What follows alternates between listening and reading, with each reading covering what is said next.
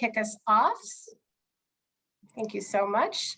So we can make the most of our time together this afternoon. Again, good afternoon and welcome everyone. My name is Claire Abbott. I am the Director of the Office of Educator Effectiveness here at the Department of Elementary and Secondary Education. Thank you so much for joining us. This webinar marks the official launch of the formative feedback reviews for early literacy programs in Massachusetts, which we are offering to approved preparation providers in advance of new program requirements in early literacy, which will become part of the updated review process in 2024-25. Today, we will be sharing information about the formative feedback review process itself, the draft program criteria, which will serve as the framework for the reviews, the benefits to engaging in a formative feedback review, which is completely optional, and the timeline for participation. We are recording today's webinar so we can make it available to those who are unable to join us.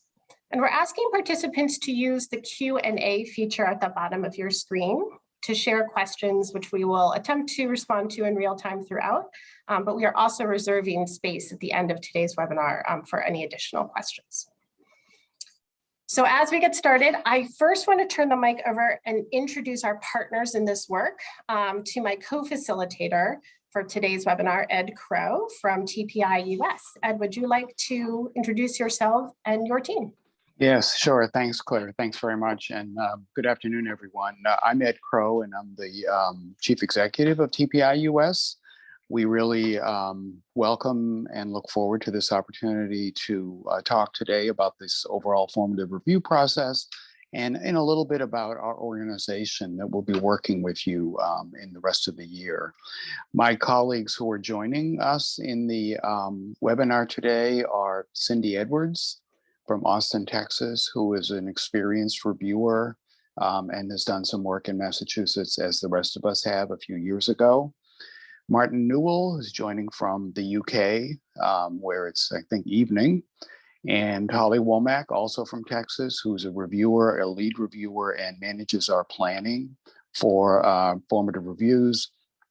And Stephanie Howard, who can't be with us today, but has worked tremendously hard on organizing this webinar and also all the work for Massachusetts, and will be joining us for the work as we go forward. So thanks again for the chance to be together. And just as a run through of the agenda, I can do a dramatic reading of this slide for you. So Claire will provide some context from the perspective of the Department of Elementary and Secondary Education. We'll talk a little bit about the review process itself, how it works, what the methodology is like, the framework that will be used to review the coursework and training that you provide to teacher candidates, and collectively what we see as the benefits of the review process for you and your program, your candidates, and the young people that they are being trained to teach. And then we'll provide an overview of the review process itself so you can understand exactly what the steps are, what your engagement would be like, and we hope what the benefits are of participating in this process.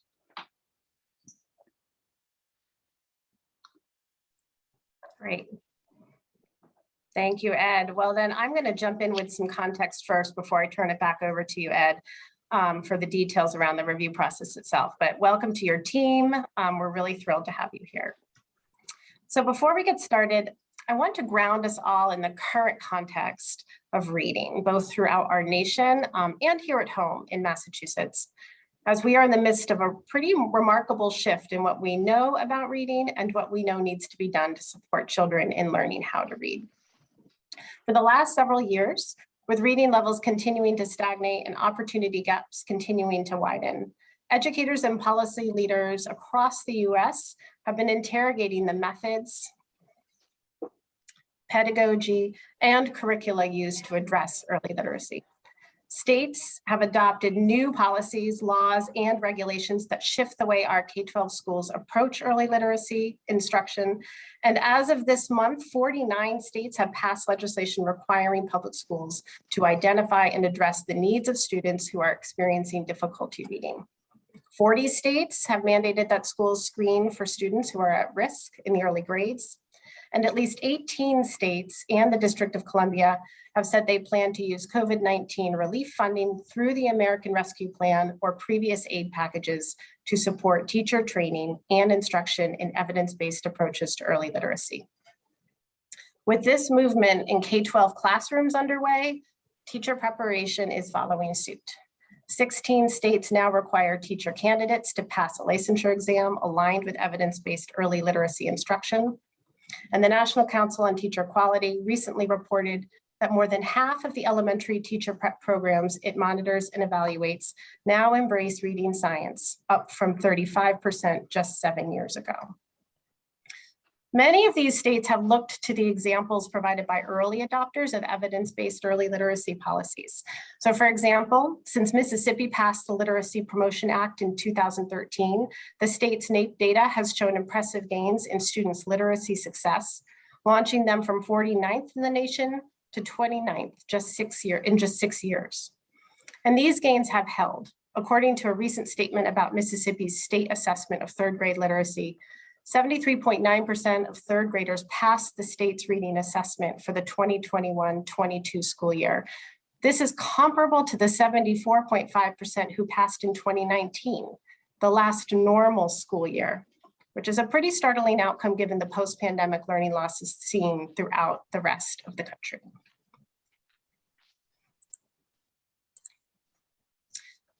But here in Massachusetts, as we have engaged in conversations around early literacy instruction with various stakeholders, we often hear the argument, if it's not broken, don't fix it. Or why should Massachusetts get caught up in the momentum of these other states as people point to statistics about our high student achievement, citing facts such as we continue to be first in the US on the National Assessment of Educational Progress. We are top 5 in the world in reading performance on PISA. And more high school graduates pass at least one advanced placement course than anywhere in the United States. So we're clearly doing something right. This high performance, however, hides the reality that we are not currently providing all of our students with equitable opportunities to learn to read, nor are we improving. We have invested tens of millions of dollars over the last 20 years, and still less than half of fourth graders are at or above proficient when it comes to reading, outcomes that have barely budged in over 2 decades. This 2019 NAEP data track with our 2019 MCAS results as well, when 44% of third graders scored below meeting expectations on the ELA assessment. And the scores have only dipped lower since the start of the pandemic. As of 2021, only 46% of students in grades 3 through 8, less than half, were meeting or exceeding expectations in English language arts.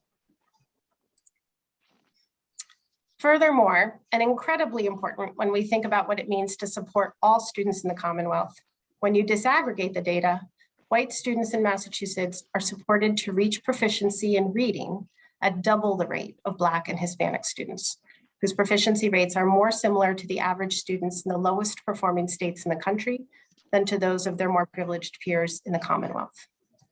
This is unacceptable, it is undemocratic, and it is immoral, resulting in opportunity gaps that prevent students from accessing the instruction and support they need to learn to read, with consequences both for our students and for us as a democratic society that depends on engaged and informed citizens to thrive. In other words, our way forward here in Massachusetts is to critically examine the current practices for teaching literacy and to make adjustments to our thinking about literacy instruction in order to provide truly equitable and transformative opportunities for learning for all of our students. Improving literacy outcomes across the state, though, requires a multi-pronged approach that addresses literacy knowledge and practices in both our public schools and our institutions of higher learning. It has been a priority of the department for the last several years to support improvements in early literacy teaching and learning in our public schools. The Mass Literacy Guide, which was released in 2019, provides extensive guidance and resources for evidence-based instructional practices. And Curate provides reviews of curricular materials. The department has also offered a range of grant-funded opportunities for districts and schools to enhance their early grade literacy practices.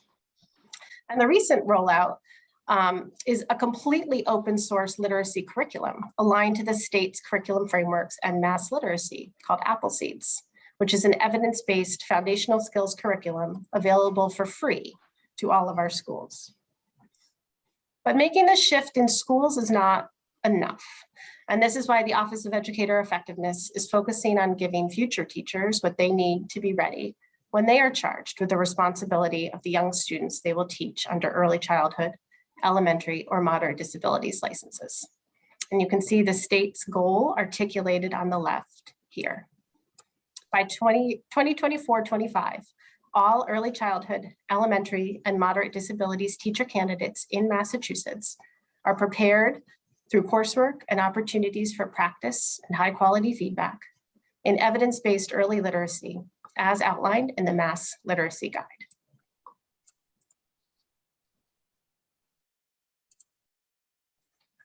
So in order to meet this goal, DESE is drafting new program criteria that focus on evidence-based early literacy instruction aligned to mass literacy, which will guide program requirements going forward. Throughout this process, we have continued to rely heavily on the guidance and thought partnership of various stakeholders. Many faculty members from various sponsoring organizations have participated in a listening tour during which they shared their perspectives on the initiative, allowing DESE to better understand the current landscape of early literacy instruction. We have also worked closely with literacy faculty in the development of the criteria, which have undergone several iterations in order to best represent the voices of national experts, higher education faculty from several sponsoring organizations, and Massachusetts pre-K-12 educators. These criteria will ultimately serve as the framework for future program approvals in early childhood, elementary, and moderate disabilities licensure programs. In the short term, they will serve as the framework for the formative feedback reviews available over the next 18 to 24 months to all sponsoring organizations in Massachusetts with the 3 relevant licensure programs. The working draft of the program criteria will be available on our website early next month. And our TPI colleague, Cindy, will discuss in more detail just how these draft program criteria are shaping the formative feedback review process. And she'll go over this a bit more later on in the webinar.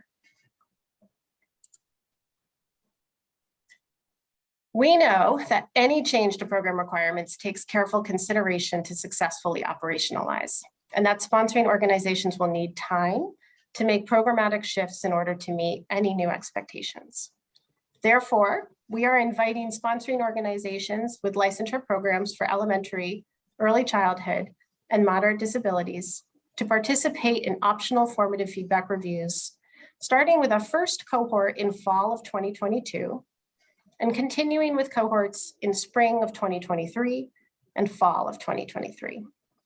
We are hoping that the formative feedback review process will help to create space and opportunity to support this change. The goal is for organizations to engage in the work of examining their current early literacy practices in a no-stakes environment, with support and feedback provided through an independent confidential report that is specific to the expectations for early literacy instruction.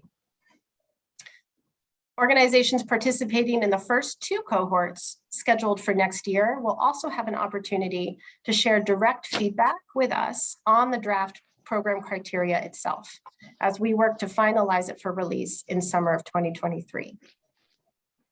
Additionally, organizations who opt into the review process will be able to use the data and findings from TPI's review to inform their next formal review, which will include a deeper look into early literacy instructional programs. And finally, although we are striving to design a process that has the lowest lift possible on participating organizations, we recognize that participation in the formative feedback reviews will require some faculty time and operational resources. And in order to offset these costs, we will be providing $10,000 in stipends to each participating organization. I just shared a lot of information. We will continue to address questions throughout, but for now, I'm going to turn it over to Ed and his team from TPI to share a little bit more about the formative feedback review process itself. So Ed, I'm gonna hand the mic over to you. Okay, thanks, Claire. So I want to say a little bit about our beliefs and values as we move into a discussion of the formative review process itself. We know from research that the most important in-school influence on student outcomes across their lifetime is the quality of teaching. And we know that matters for every student, regardless of background and learning challenges and socioeconomic challenges. And so that leads us also then, as the next slide illustrates, to think hard and carefully about the connection and the importance of teacher preparation. Here we come. Okay, I'm talking faster than the slide, sorry. So because teachers matter so much in the lives of students, it stands to reason logically, despite what we sometimes hear and read, that teacher education is an important linchpin in the whole chain of causation that leads to positive student outcomes. So the focus of our work is understanding the strengths and potential areas for improvement of every program that we review around the country. And we do that in an independent way. We are not affiliated with organizations other than those like DESE that contract with us to do this work.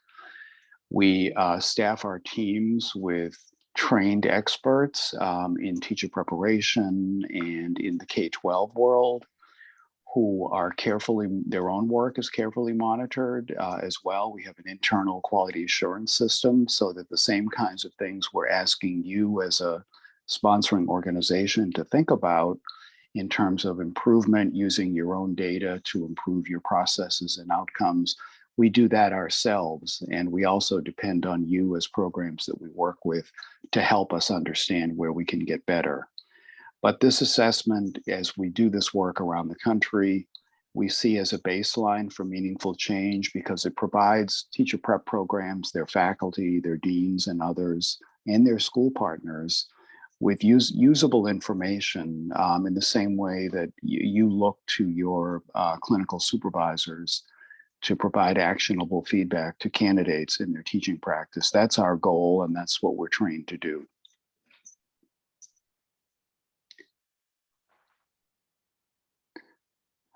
So you'll learn this hopefully in a firsthand way when we begin to work together, but we're not looking for compliance with rules and regulations. That's important. We're not arguing that state standards aren't not only valuable, but essential, but we see those as the foundation for understanding program quality and building towards really strong and stronger outcomes.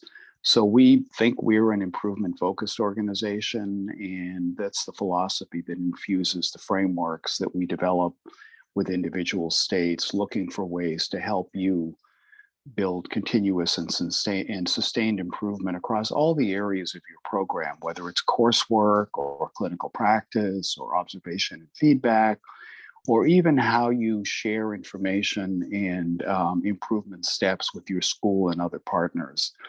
So it's a kind of wraparound philosophy of positive change, during which, and we'll say a little bit about this later also, we often find strong practices that we think other programs ought to know about. And we work with a program that's been reviewed by a TPI US team to develop some information, a small publication or short publication that we share as widely as possible so that other programs wrestling with some of the same issues that you might have solved successfully can learn from you. And so this is, again, a part of our theory of change, that we're in a community and we're learning from each other and we're building on the strengths of one another. Just a snapshot of our work. Ed, could I possibly chime in here? Yeah. Sorry, Martin, please do. Yeah, I just think it's important that you know that everybody that's listening to this kind of webinar is kind of understanding what our kind of work looks like, and it really is important that it's seen as it's when we carry out formative reviews, it's really going to be in the sense of working collaboratively with you. It's working alongside with you. It's sharing professional dialogue with you. It's really this piece about, this commitment to continuous improvement. And we know it's not an easy journey, but we want to be on that journey with you. And the process is set up in a way that, all the opportunities for professional dialogue will be multiple. There will be opportunities to share findings on an ongoing basis.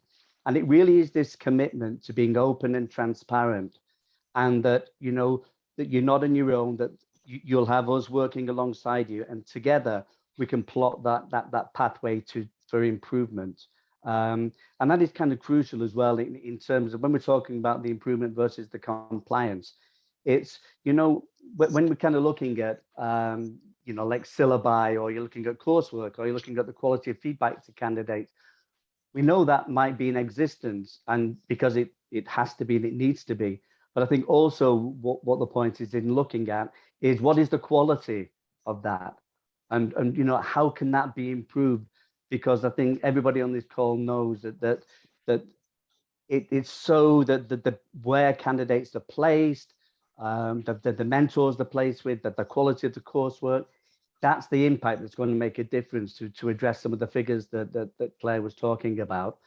And it is this journey, but going on this journey together with both the state, but with also us as partners, and we will make that as open and as transparent as we always do in all our reviews, so that it is genuinely seen as a partnership, in the same way that you want to develop partnerships with schools and districts, because it is the partnership that will help to develop the next stages.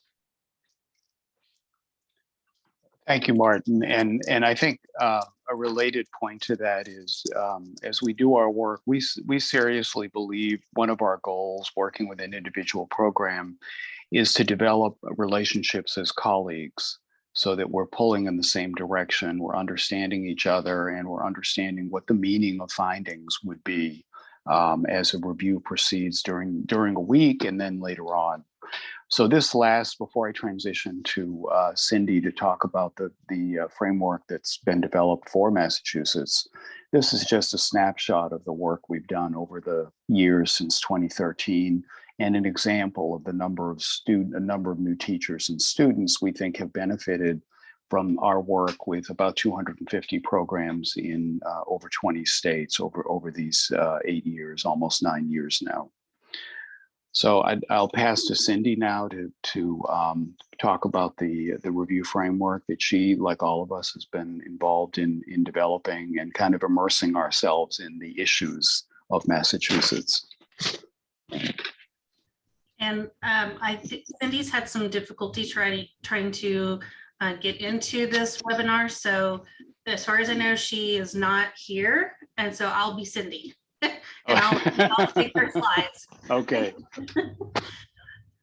So as Claire mentioned earlier, we have been working as a team to develop the framework that we'll use for this project. So it's an evidence-based framework based on supporting research, but also including components that are aligned to the early literacy criteria for Massachusetts. On this screen, you'll see domain 1 is quality of instruction. So we're looking at the components that support equitable literacy instruction. The criteria categories include the core, you'll see them listed there, the core principles of intentional and equitable literacy instruction, language comprehension, foundational skills, reading comprehension and writing.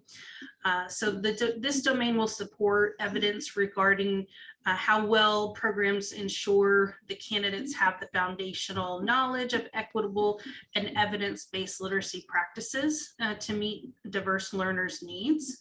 But also the content knowledge. So how well coursework and faculty teaching support the candidates' acquisition of the content knowledge and the teaching of those early literacy skills. Also looking at culturally responsive teaching practices and how those are woven into each of the domains that we'll look at, and the components of that domain to support their understanding of how well the candidates, the program provides candidates with the introduction, the practice, and the demonstration to ensure candidates can provide those learning opportunities in their classrooms. So the review process will take a deep dive into looking at these pieces through course syllabi, materials, observing the courses in action, and the candidates obviously in their field-based practices, but also bringing in opportunities to speak with faculty about their courses, and then the candidates who were able to, we were able to observe. So all of those bringing together the triangulation piece so that we're not looking at just at one piece of information, as Martin was referring to earlier, really just trying to work alongside you to learn about everything that goes into quality of instruction. Domain 2 is about quality of field-based experiences. So this is where we observe those times out, all field-based experiences, opportunities to apply the knowledge that's acquired through coursework, and then how that's applied, and then the feedback also that's provided to candidates from supervisors during those field experiences. So we'll be looking at the clinical practice components of the sponsoring organizations. What evidence do we find that supports the quality of opportunities for candidates to practice?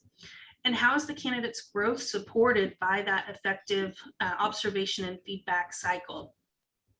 And how, another question that we look at answering is how well are the candidates able to apply their knowledge and skills in those teaching placements? So again, another triangulation piece here is just looking at the evidence from the syllabus, looking at those learning objectives and activities that are required for coursework, and then looking at how candidates can apply those and what feedback they receive upon those application pieces. Domain 3 is quality of partnerships. Again, using triangulation and evidence collection, this one, this domain looks at the quality of partnerships beyond just the friendly relationship. So the review will find evidence to support the sponsoring organizations and partnerships with schools and districts that work together to ensure quality experience for candidates. Some of the look fors here would be how does the partnership support and ensure candidates learn and use high quality instructional materials to design and deliver the culturally responsive and equitable learning opportunities. And you'll see some of those essential questions there on the screen that will help us to learn more about this particular domain and what we're trying to understand through learning more about your partnerships and how you work together with your schools and your districts. Martin, I believe I'm going to pass it off to you. And if there's anything you want to add there about any of those domains, please feel free to do so. Thanks, Holly.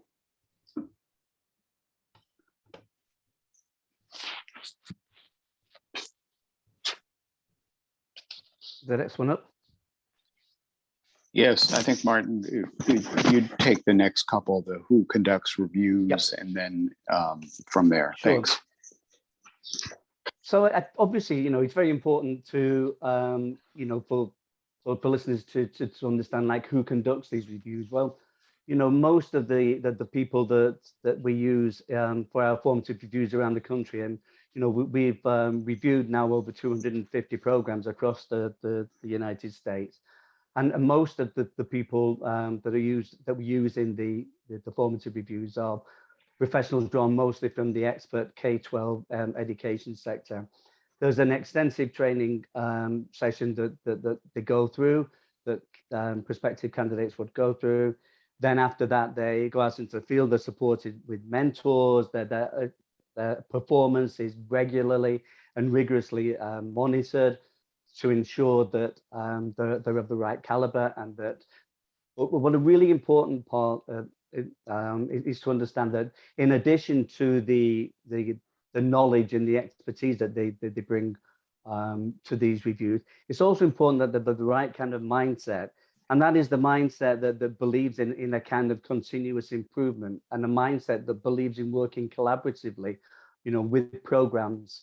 And so it's never meant to be going into any program and it's like a gotcha. It really is about working collaboratively. And part of that training process is really an essential part of it, that not only have these people's got the expertise and the knowledge, but that ability to share that, and that ability to work with people, to collaborate with people, and to share information for the benefit of ultimately what is the most important thing, and that is the education of each and every child in each and every classroom.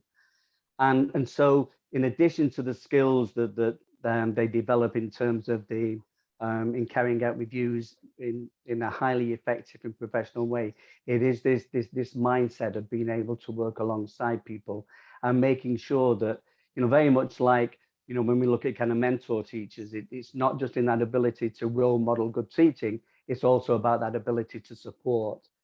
And, those are two different skills, but that is something for sure that is developed in our reviewers. I suppose a very important kind of question in terms of, what is it that, what is it that participants in this progress are going to get from it? What are the benefits of being part of this review process? And, there's some statistics here, but I guess that there's a lot behind the statistics, and, I think since 2013, we've been carrying out reviews around the United States, and we've got to say as well, we had to go through a period of continuous improvement, and still going through that process. It's, we all the time we are looking to improve our performance. How can we work better, stronger with programs so that ultimately we're making that difference in the classroom? And we carry out extensive kind of feedback after the process of each and every program, and so we get a greater understanding of what is it we could do better. So not only this term continuous improvement, it is our living mantra as well. It isn't just a term, it isn't just a phrase, it's a commitment to making sure that we get better and stronger as the years go on. And I'd be rightly asking the question, well, what do we get from these reviews? Well, from these reviews, you are going to get some honest, accurate, powerful kind of feedback. And what really is important is that feedback. It's not just about identifying areas for improvement. It really is about identifying and celebrating the strengths and successes of programs. And will there be strengths and successes? Of course there will be. We find that in all the programs. So, but it's not to be seen just as this, just identifying the areas for improvement. It isn't. And I think, as Ed mentioned before, we want to kind of share those promising practices, not only within institutions, but beyond institutions, so that the wider impact of the review process can be felt. You're going to get every day during the process, there'll be feedback, there'll be an opportunity, and that feedback process is where we meet at the end of the day and we share the findings of the day. And each day you'll be part of that process. You'll hear the strengths, you'll hear the areas for development. It will also provide you with a pathway for improvement that through working together, we'll be able to identify and give some recommendations of areas that could be improved. And importantly, not just left hanging in the air about this needs improvement. There really is a lot of guidance and discussion between the reviewers and faculty and program leaders about, well, how do we do that? Have you seen it done better elsewhere? Would you share that? And that's precisely the kind of the practice that we want to do, because we want to ensure that the quality of teacher preparation is improved across the country. We've, as I said, we've speak to many kind of all programs after the review process, and some of the things that we got from feedback is that some of the improvements that they've seen is establishing stronger partnerships with schools and districts. There's been the kind of a greater sense of purpose and urgency. There's been a unifying of faculty and program leaders because there's a vision that they're aiming for. That there's been improvements. What we've also been, because for some programs we've gone back 2 and 3 times, and where there's been that implementation and that commitment to continuous improvement, the programs have got better and the programs have got stronger.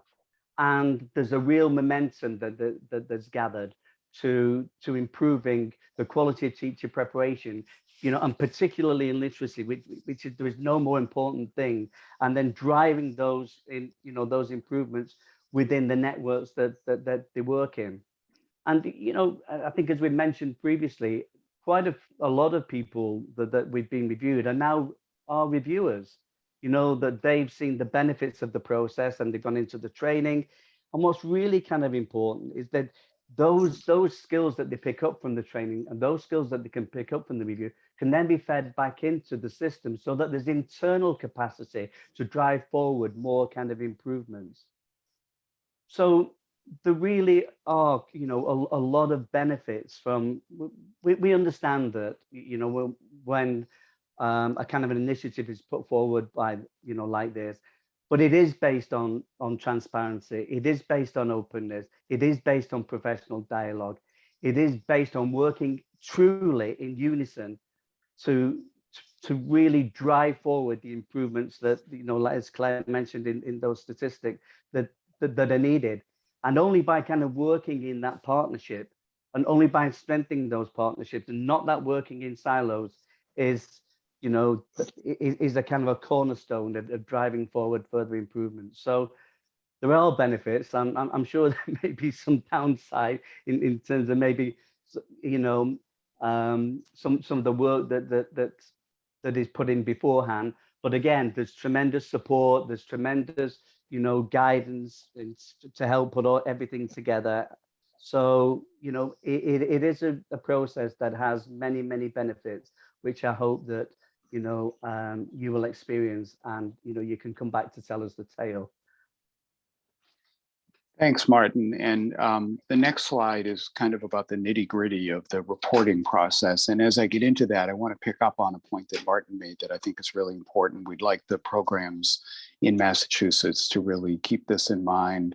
Around a third of our reviewers are faculty from programs that we have reviewed, who got interested in the process as a result of experiencing it and decided they wanted to learn more and participate in it. They bring learning back to their own programs as a result of their experience on our review teams. But they also bring to the meetings, to the reviews themselves, and understanding. They've been on your side of the table when we're sitting in that meeting room and talking about what the team has found during the day. They understand the difficulty of absorbing information that may not always be positive, or may require some difficult conversations within a program about how to address a problem that you agree that you have. So in terms of the kind of nitty-gritty of what the 3 or 4 days will look like of this review process, let's take a Tuesday, for example. A team is on site at your institution. They are spending most of the day out in schools, observing your candidates, talking to teachers, talking to your program supervisors. They're sitting in on coursework on your campus to understand what's being taught, how it's being taught and learned. And then the team comes together at the end of the day to discuss that evidence among themselves in your presence. So that's what we mean by this commitment to transparency. We do not have pre-meeting meetings to decide what to say and how to say it. The evidence is put on the table in front of you for you to absorb, understand, ask questions about, and challenge. And across the course of the days, the number of days would be with your program, you'll see that accumulating almost like a puzzle with the pieces coming together. What the team is learning on Tuesday is then added to by what the team has learned on Wednesday and talked with you about. And on the last day of the review process on site, the team lead will deliver a final oral report on behalf of the team, speaking for the team, presenting the findings for the week and recommendations that may help you understand and get better at areas that may need improvement. And then finally, the programs participating in this process would receive a draft written report with, as the slide says, substantive findings, actionable feedback, enough detail to understand what the evidence is and what it means and what the team is suggesting that you think about doing with it. You have a chance to review those reports for accuracy and for clarity. Once they're finalized, they're yours under the terms of the work we're doing together with DESE. Those reports are not shared with the department. So what we provide to DESE would be a kind of roll-up report that summarizes findings across the programs that we would have seen in the fall semester or in the spring semester. So your individual findings are your individual findings and learnings to take with and do as, and hopefully, find them useful enough to act on where change might be needed. And then finally, as I said before, and just to illustrate this with a couple of examples from Massachusetts, when we worked there before, we do find promising practices that are real strengths, and that not only should Massachusetts know about them, but the nation should know about them. And so we co-author these promising practice briefs with program leaders. After all, they're your promising practices, not ours. We just were fortunate to be in a position to be able to find them and understand them better by working with you. And so they would be shared out across the state with your permission, or more broadly across the nation, so that preparation programs struggling with similar issues in literacy or clinical practice or partnerships can benefit from what you've done well. Ed, this is Claire. Oh, perfect transition. We have a couple questions in the Q&A that I think would be best answered live. And I'm going to actually go from the bottom up, because Holly, I think you're going to address the first question about logistics and timing in a moment. But Ed, could you talk a little bit more about the teams that conduct the reviews themselves, and how you identify those teams and the training, and how they represent different diverse experiences? Yes, for sure. each of these sponsoring organizations. Yep. So it's a really great question. The teams are made up of typically a mix of reviewers with deep K-12 background, like Cindy, for example, was the district leader in Austin for many years in reading and literacy. Teacher educators who have joined us because they were interested in the work. We do intensive training, as we'll be doing in Massachusetts. There'll be a 3-day training that will include by the end a simulation of an actual review where the trainees will go through the whole process that we'd be going through in Massachusetts to practice, basically. And then we have quality assurance support for each team so that they're getting guidance in their work. We vet team members. We do a 360-degree kind of round review, both during and after a review, to identify strengths or areas for improvement for individual reviewers. And we help people step up to what those need to be. We expect and have and ensure that reviewers don't have conflicts of interest with a program or a state.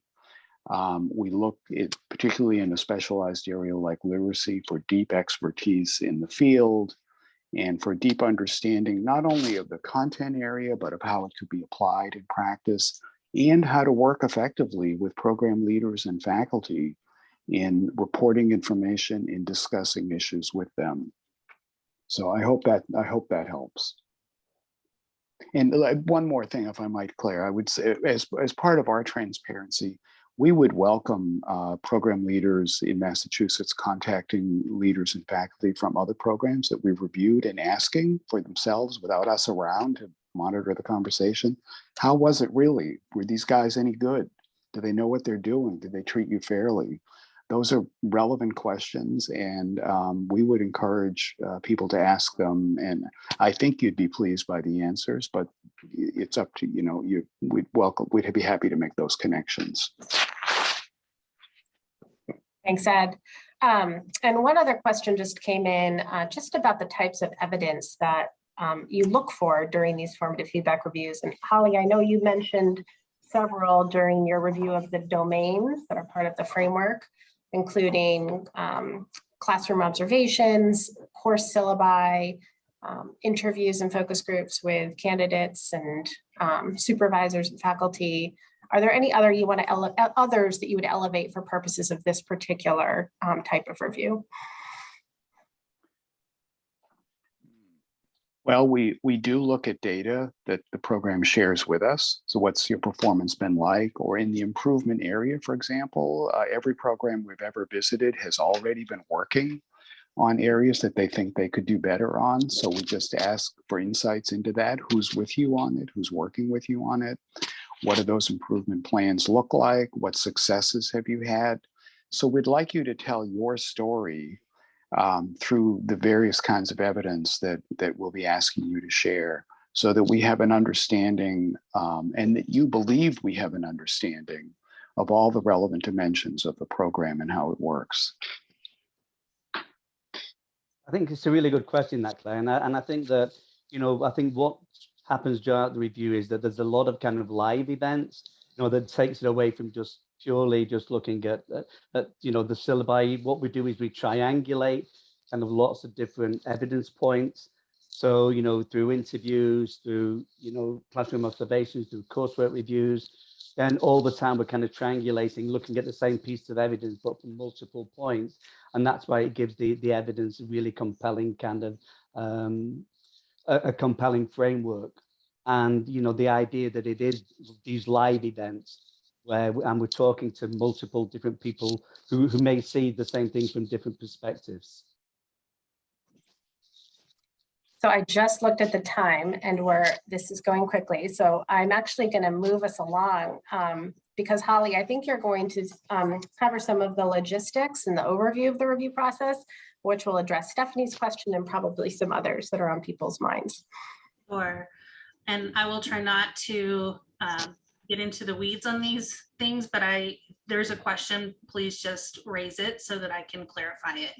But absolutely, once we get into the first piece there, the introductory and series of logistics calls, that will be where I'm working with you one-on-one. I will set those calls up with you once you've identified who your main point of contact person is. We will work together on gathering everything and building the schedule. And I will be your support person to make sure everything is ready and prepared for your review. So we will have those calls together, and I will show you typically about how far out we schedule those calls on the next screen. One other component is the self-assessment. This is similar to just a self-analysis of, when you look at the framework through the domains, it's a reflection of where do you identify your strengths are, where could be some potential areas for further development or improvement, and maybe some of those areas that you're currently working on, and we just need to know where you are in that process.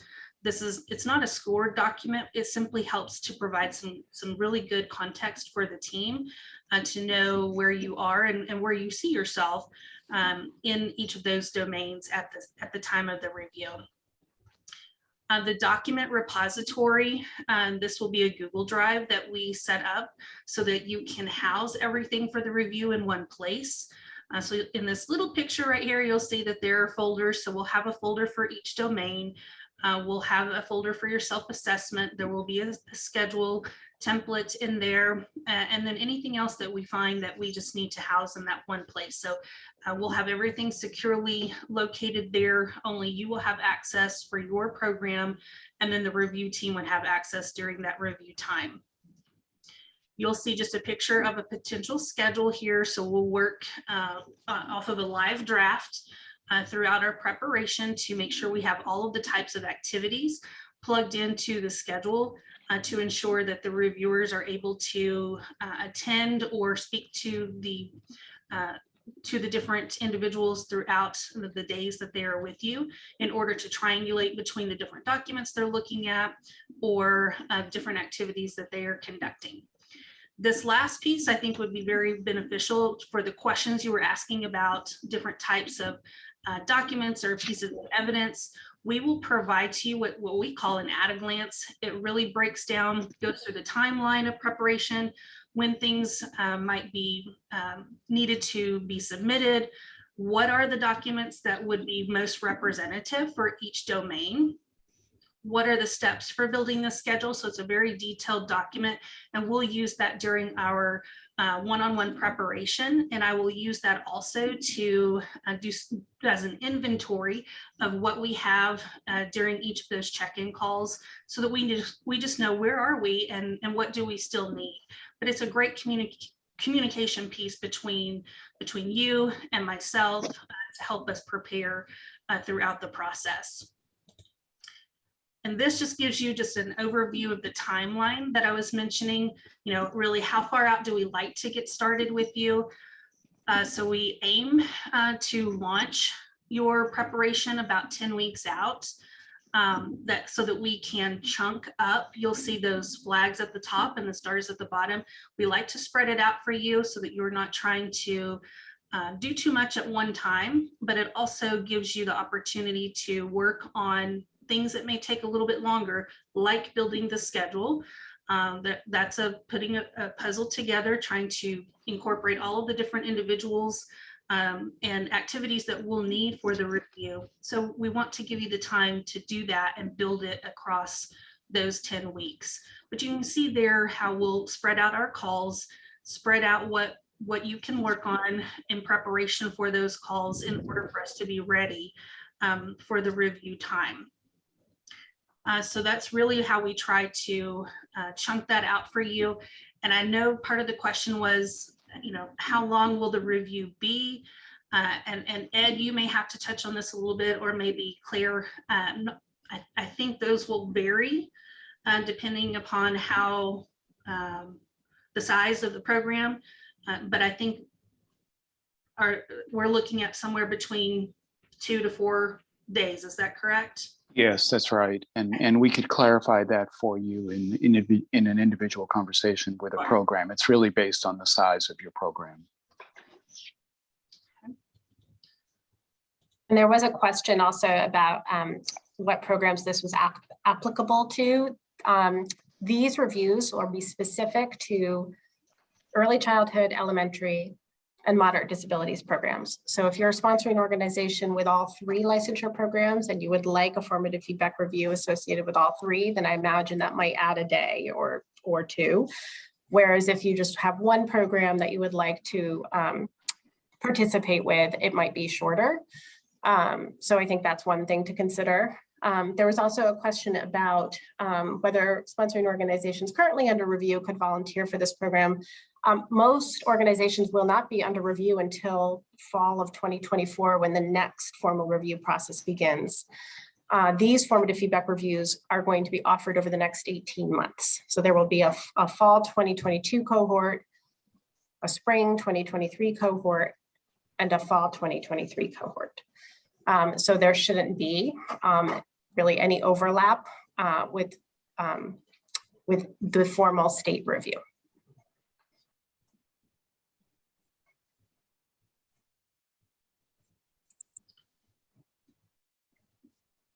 Claire, were there any other questions that we need? I'm looking. I think I answered your question about having multiple programs reviewed, Amy. So you can, if you have all 3 licensure programs, you can absolutely have all 3 reviewed through this process. I will say that we can only offer one $10,000 stipend per sponsoring organization. So just, but hopefully that will support the organizational and logistical components of that. And Stephanie, your question about who needs to sign off, that I'm sure that's really going to be unique to your organization. We do not make a requirement associated with who needs to sign off for these. These are purely optional.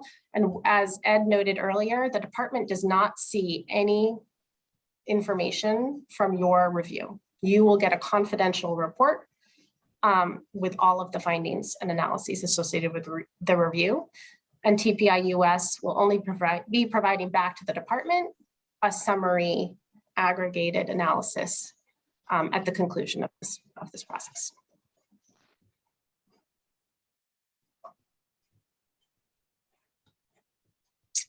And Jason, I see your question about why severe disabilities program was not included. The 3 programs that are part of the initiative and will be subject to the new expectations on early literacy are those that have the most touch points with the most number of students in the teaching of reading. And I'm sure we could probably talk about a lot of other licensure programs that touch reading, absolutely. But these were the 3 that had the most touch points with students in that critical space of early literacy instruction. And Claire, I wonder also if the reviews would provide some cross-learning opportunities, though, across licensure areas within a sponsoring organization, even if the licensure area itself was a different one. Mm-hmm. Absolutely.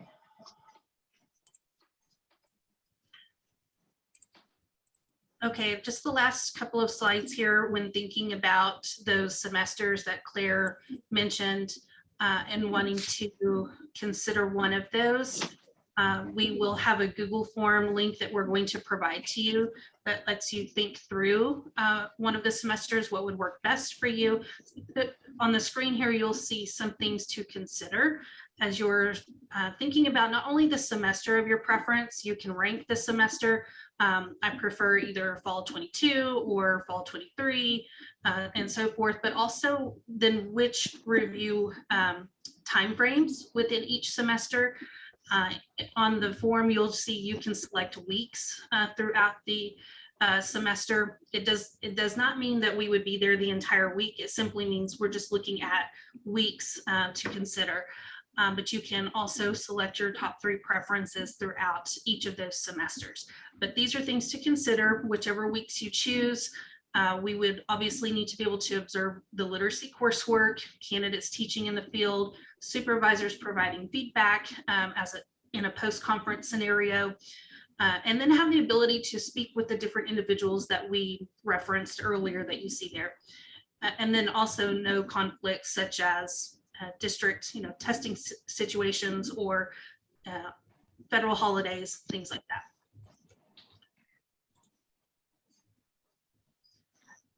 So the Google form link is here. Siobhan, were you going to put that in the chat or? Yes, I can do that. Mm-hmm. And other information that you'll see that we're asking for, because these are some pieces that I would be asking you on our first call. You'll see some questions there in the yellow piece on the left. But if you will look through the form, if you have questions, you can reach out, I'm sure, to Claire or Siobhan about that. But we're asking that those be completed by August 1st, especially if we have individuals that are going this fall, because we want to get you scheduled and get you launched and start working with you so that we can get your preparation underway. Claire, anything else that you were wanting to reiterate there or consider as far as the form or the different semesters? The only thing I would just reiterate is that those organizations that are able to participate in the first 2 cohorts will also have the opportunity to provide pretty direct experiential feedback on the program criteria themselves. Those program criteria will be released in the next week in draft form, and we're going to be really exploring and examining them through the formative feedback reviews. And then they will be put out for formal public comment and finalized by summer of 2023. So I just think it's a great opportunity if you are able to participate in these formative feedback reviews in the upcoming year to really have a direct impact on how those program criteria will be operationalized in the long term.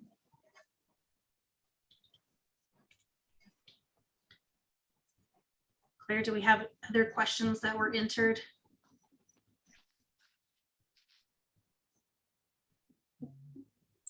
How many sponsoring? Oh, that's a good question, Stephanie.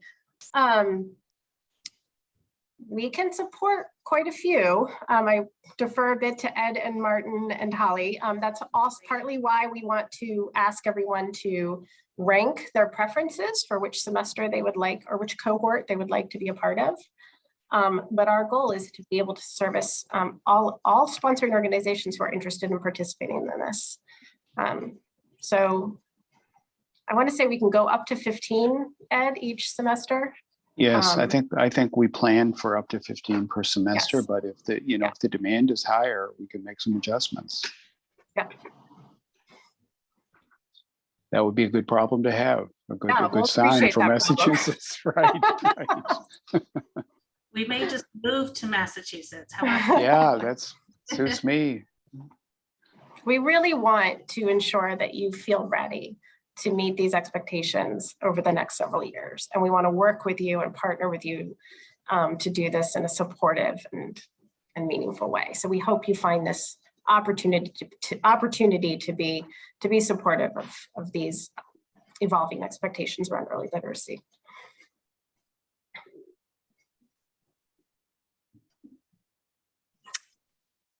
So Charmaine, I see your question.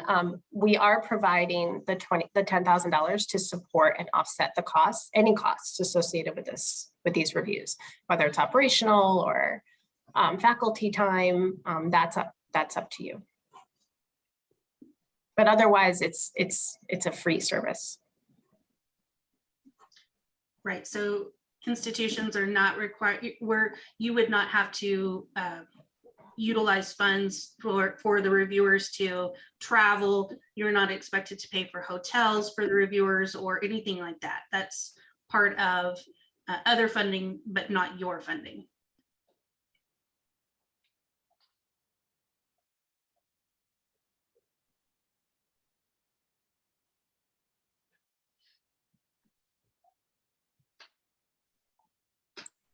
Okay. Well, thank you, everyone. We're very appreciative of your time today. And if you have additional questions, please don't hesitate to reach out.